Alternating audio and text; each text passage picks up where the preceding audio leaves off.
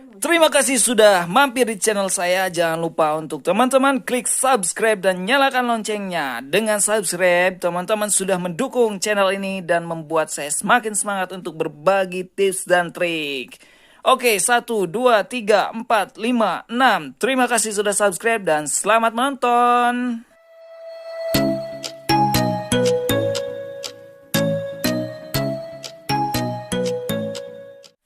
Halo, assalamualaikum warahmatullahi wabarakatuh. Balik lagi bersama saya Nurdin Hoirudin. Dan pada kesempatan kali ini saya ingin sedikit membahas tentang kenapa iklan teman-teman itu bisa boncos. Atau kemungkinan kedua, kenapa iklan teman-teman sudah running, sudah ngeluarin banyak biaya tapi tidak closing-closing. Jadi tema kali ini adalah kenapa iklan Facebook tidak menghasilkan dan boncos. Rata-rata yang punya usaha dan melakukan iklan di Facebook tentu ingin agar produknya laris dan terjual. Minimal ya bisa nutup untuk biaya iklan setiap harinya. Kalau teman-teman ngerasa setiap kali iklan belum menghasilkan, maka teman-teman tidak perlu langsung putus asa, karena memang sejatinya di Facebook itu ketika pemula beriklan, mereka harus melewati banyak hal gitu ya. Jadi banyak sekali yang harus dipelajari dan harus dilewati.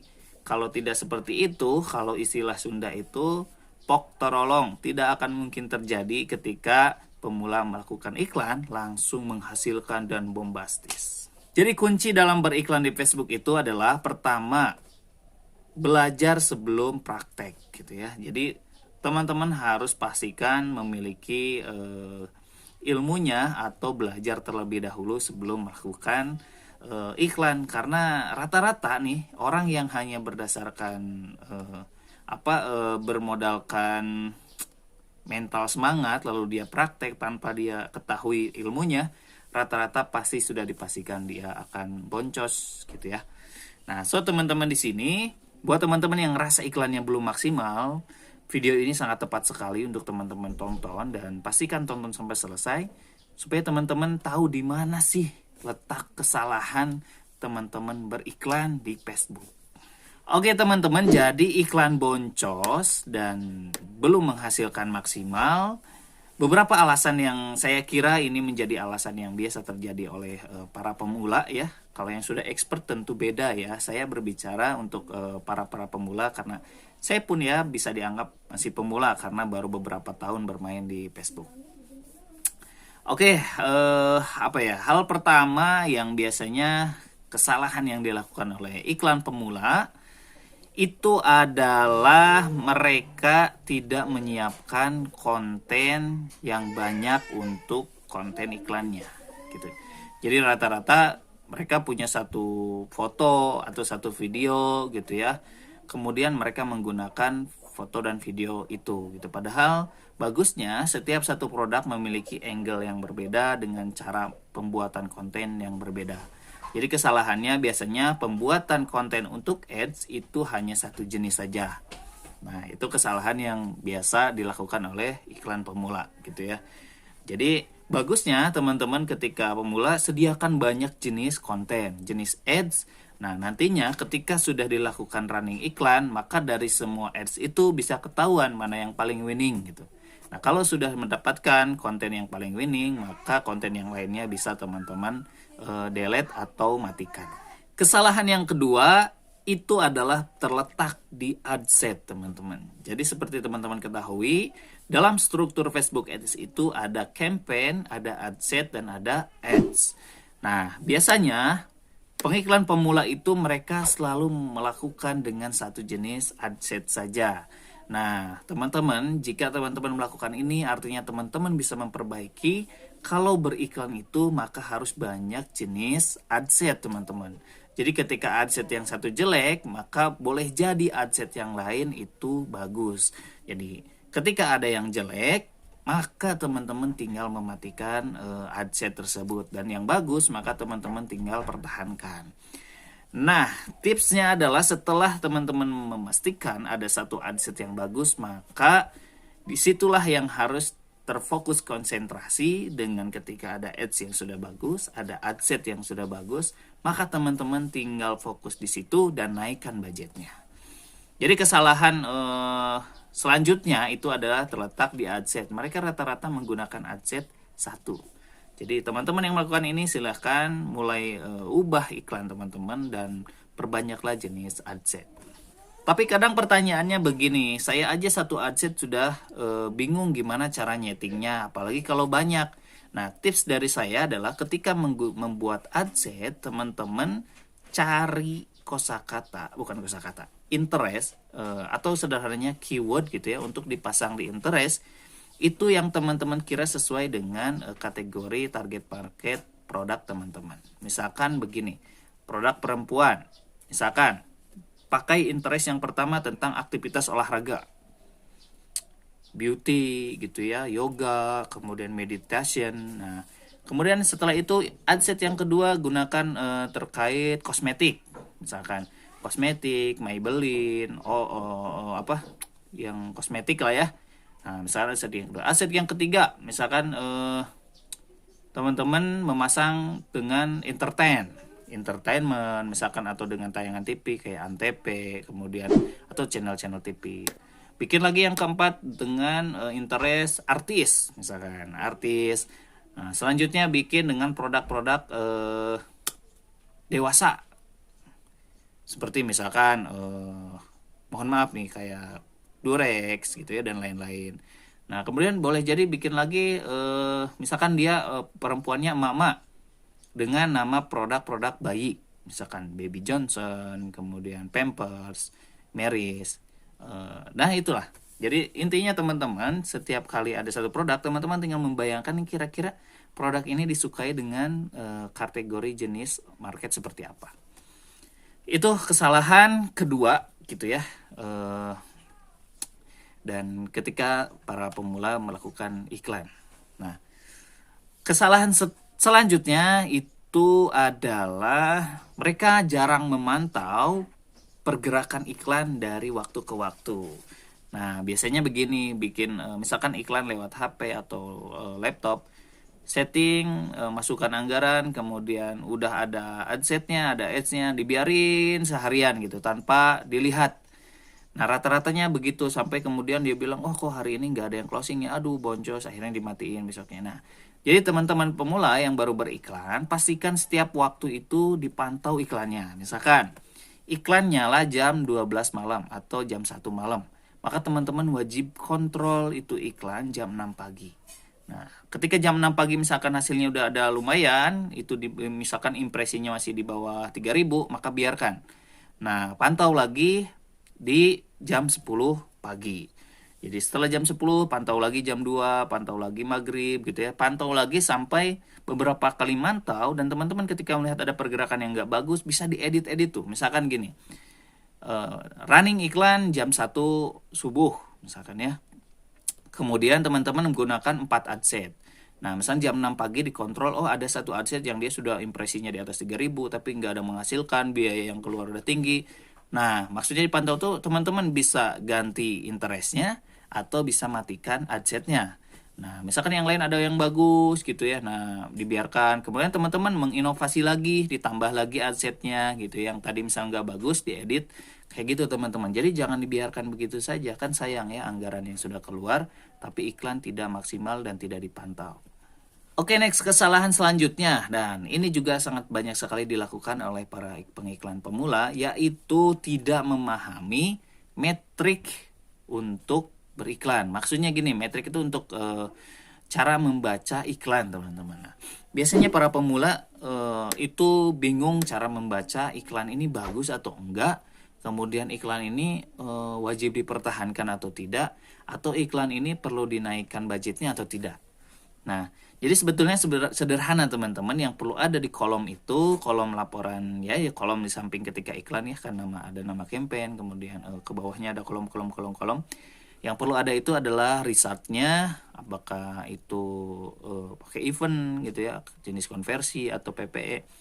Nah, kemudian cost per resultnya berapa, kemudian landing page, kemudian harga per landing page view, dan angka lead gitu ya, kayak gitu, dan angka impresi. Jadi kolom-kolom itu yang perlu ada teman-teman. Jadi maksudnya ketika ada result, biasa berapa sih biaya per resultnya? Misalkan pakai event purchase, biasa berapa sih satu event purchase yang keluar? Misalkan itu gunanya untuk bisa meninjau teman-teman, misalkan punya keuntungan produk itu sekian. Nah, ketika ada satu yang masuk, yang closing dengan biaya segitu, itu kemahalan atau kemurahan. Kayak gitu. Nah, kalau misalkan setelah ada spendnya tinggi, misalkan kok impresinya udah di atas 3.000 tapi tidak ada closing, nah artinya iklan itu harus dimatikan gitu ya. Jadi teman-teman wajib memahami cara membaca dan membuat kolom itu. Jadi rata-rata pemula itu ya jalan-jalan aja gitu, bahkan bingung ini tuh iklan bagus nggak sih ya, ini berapa ya yang disebut bagus gitu. Nah, iklan yang disebut bagus itu teman-teman sebetulnya begini. Jadi tidak ada teori yang mutlak mengatakan iklan itu bagus atau enggak, tapi yang pasti iklan yang bagus itu adalah yang menghasilkan closing, teman-teman. Jadi kalau misalkan iklan teman-teman tidak menghasilkan closing, meskipun teman-teman masuk ke standar, misalkan standar iklan bagus, CTR-nya harus di atas 2 misalkan ya, misalkan. Tapi teman-teman kemudian CTR-nya 5 tapi tidak ada yang closing. Nah, itu jelek menurut saya gitu ya. Yang penting indikatornya itu iklan yang bagus adalah iklan yang menghasilkan ya. Dan biasanya sih kalau saya pribadi yang dilihat hanya itu saja. Jadi resultnya, cost per resultnya, angka impresi, kemudian biaya per landing page view, angka lead, dan amount spend gitu. Segitu aja sih kalau saya. Oke, kesalahan selanjutnya pengiklan pemula di Facebook biasanya adalah mereka enggan untuk melengkapi perangkat-perangkat untuk iklan. Maksudnya gimana? Maksudnya adalah mereka tuh rata-rata, memang tidak semua, ketika ingin beriklan tidak punya website, enggan mengeluarkan anggaran untuk membeli website gitu ya. Kemudian enggan misalkan mengeluarkan anggaran untuk apa gitu ya, mengeluarkan anggaran untuk beli tools gitu ya, kalau memang perlu ada tools. Tapi sebetulnya memang tidak harus melulu mengeluarkan anggaran, tapi sebetulnya website, minimal itu website harus punya teman-teman.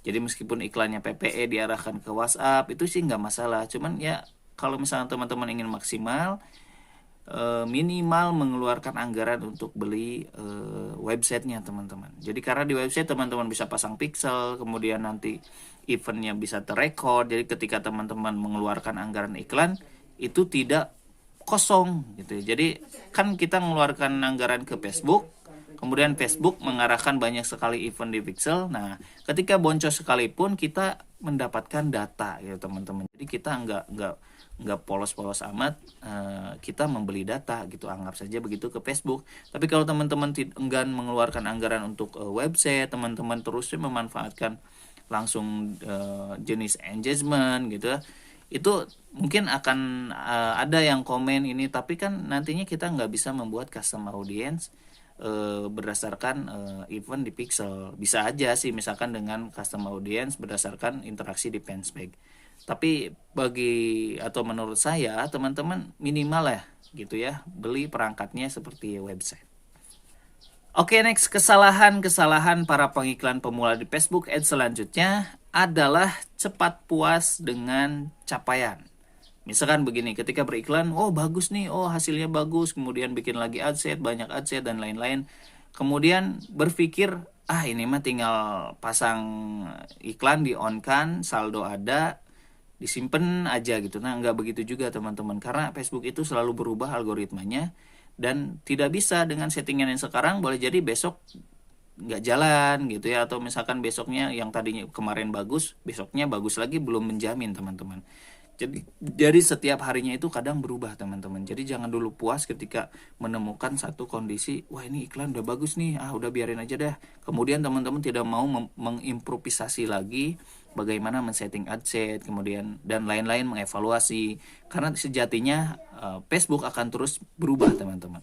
Jadi jangan puas dulu gitu ya. Nah ini rata-rata biasanya pengiklan pemula puas kemudian dibiarin gitu, udah manteng gitu, nggak gitu juga teman-teman ya. Oke, selanjutnya kesalahan selanjutnya adalah kalau tadi cepat puas, yang selanjutnya adalah cepat menyerah. Ya, jadi kebalikan dari yang sebelumnya. Biasanya pengiklan pemula ketika boncos sekali, aduh boncos terus, kedua kali aduh boncos. Nah saran saya terus menerus lakukan evaluasi, kemudian terus menerus mencoba dan terus menerus belajar ya teman-teman, belajar ke yang lain, cari rekannya atau komunitas gitu ya, belajar ke yang lain, belajar ke orang-orang yang sudah berhasil gitu ya, kita minta diajarin, minta dibimbing kayak gitu. Dan nanti pun lambat laun kok teman-teman akan mengetahui bagaimana cara beriklan tuh instingnya muncul teman-teman. Jadi kayak belajar motor nih ya. Kalau belajar motor awal-awal memang nabrak, jatuh gitu ya, bingung, kemudian ragu-ragu. Nah, tapi lambat laun teman-teman semakin sering gitu ya bermain motor, maka teman-teman semakin jago. Nah, sama pula ketika beriklan di Facebook, mungkin di awal bingung, salah, aduh nabrak ini, nabrak itu, boncos apa gitu. Tapi teman-teman ketika mengeluarkan anggaran, ya itu tadi saya bilang, anggap aja membeli data dari Facebook gitu ya. Kemudian teman-teman evaluasi, belajar, dan akhirnya insting beriklannya pun akan muncul gitu ya. Ketika ganti produk, instingnya udah keluar, itu akan lebih mudah, ya minimal lebih mudah memahaminya gitu ya. Kayak gitu teman-teman. Apalagi ya? Ya, saya kira itu mungkin kesalahan-kesalahan pemula untuk sementara. Kalau teman-teman merasa ada lagi masukan atau kesalahan-kesalahan yang sering dilakukan, silakan tulis di kolom komentar. Dan apabila ada pertanyaan dan saran untuk pembahasan selanjutnya, silakan tulis di kolom komentar juga. Dan jangan lupa teman-teman untuk support channel ini dan support saya juga agar tetap semangat membagikan hal-hal yang positif, tips dan trik atau informasi dan lainnya, dengan subscribe dan nyalakan loncengnya. Jangan lupa juga untuk like teman-teman ya. Jadi terima kasih dan mohon maaf, saya Nurdin. Assalamualaikum warahmatullahi wabarakatuh.